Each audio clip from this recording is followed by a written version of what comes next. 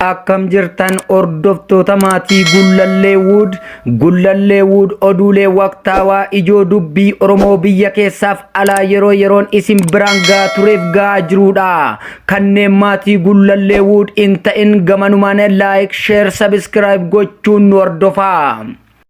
Breaking simbirtuu gareen PP Oromiyaa boombiin aleelamte.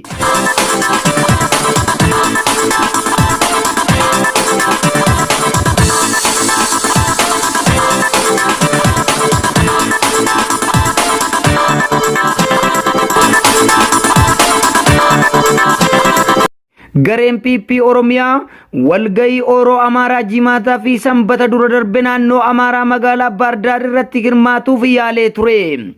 Garuu sababa rakkoo nageenyaatiif addaan citeera. Sababban rakkoo kanaan gareen PP Oromiyaa kun boombii FM waanii lamaan aleelamuun isi haleellaan boombii kun raawwateen boombiin tokko Sanbata ganama yeroo walgayii galma seenaa jiran seensa galmaa irratti kan darbatamedha. Haleellaa kanaanis dabballoonni Oromiyaa miidhaan salphaan irra gahee jira. Boombiin lammaffaan ammoo guyyuma sana bakka hoteela gareen Oromiyaa kun qabatee turetti kan darbatame yoo ta'u miidhaan gahe hanga ammaatti hin baramne. Guyyaa haleellaan kun seensa galmaa irratti raawwate sana gareen PP Amaaraa walgayii sana akka hin seennes beekameera.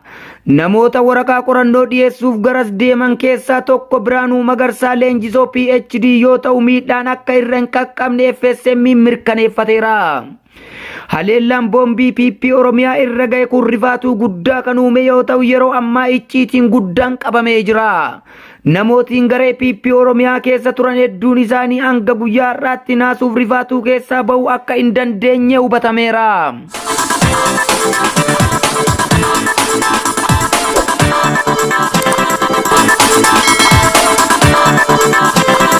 Tankaarfii waraana bilisummaa Oromoo zoonii giddu galaa.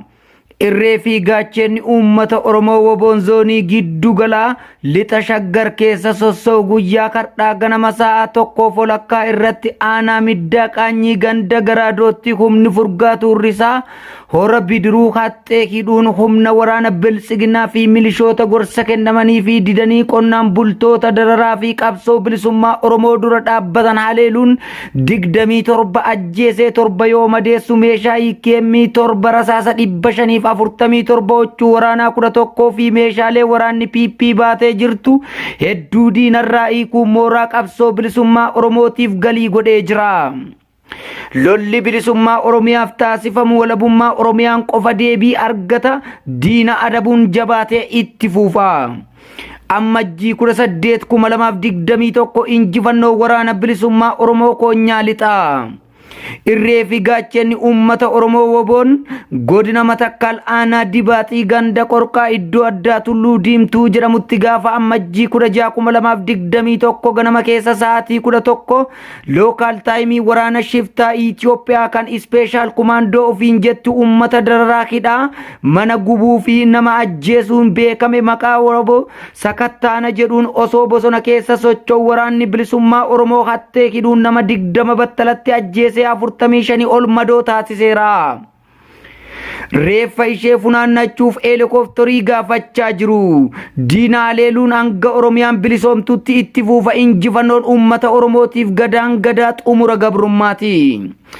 Bifuma kanaan itti fuufee ammajjii 18 2021 injifannoo waraana bilisummaa Oromoo guyyaa kardhaa ganama leencichi zoonii lixaa ona gimbii keessa socho'u waraana weerartuu PP ganama subiin baadiyyaa gaambii keessaa bayanii 70 taate maqaa sakattaa jedhuun deemtu irratti tankaarfii haleellaa fudhateen hedduu ishii biyyotti makuun kan hafte madoo dandammii hin qabne adabuun injifannoo boonsaa fi cululuqaa galmeesseera. Kanaan dura jaalmaarroon koloneel Abiyyiin galateeffatanii turan. Haasaa isaanii keessatti koloneel Abiyyiin meeshaa ammayyaa fi babbareedaa ijoollee isaa hidhachiisee gara waraana bilisummaa Oromootti bobbaasee nuti immoo ijoolleen isaanii gadii nutti ergaa didanii dhufanii biyyatti maknee meeshaa isaanii isaanitti deebisne. Isaan kanaaf immoo koloneel Abiyyi galata guddaa qabu jedhanii turan. Dhuguma akkuma jaalmaarroon jedhee doktorri kun gargaarraa fudhatamee woboon galateeffachuu qaba. Oduu gaddaa kaadhimamtuun PhD digrii sadaffaa kan taatee fi barsiiftuu Wallaggaa Yuunivarsiitii kaampaansii Shampuu Haroo fi Tarrafee du'aan addunyaa kanarraa boqachuun ishee hedduu nama gaddisiisa. Maatii isheetiif hiriyoottanii fi namoottan ishee beekan hundaan jajjabina hawwina. Oolmaa mana murtii Burraayyuu. Hooggantoonni qondaaltonni Saabaa'oo har'a Ammajjii 18,2020 mana murtii Burraayyuutti dhiyaatan torbee har'a Ammajjii 25,2021tti beellama mana murtii haqaa dhabanii mana iraarsaatti deebi'an. Dhuguma mo'ataan abbaa iyyatu ollaan birmata Oromoon ilma kee sagalee dhabaniif sagalee ta'i. Firii olli Oromoo Political Prisoners in Ethiopia.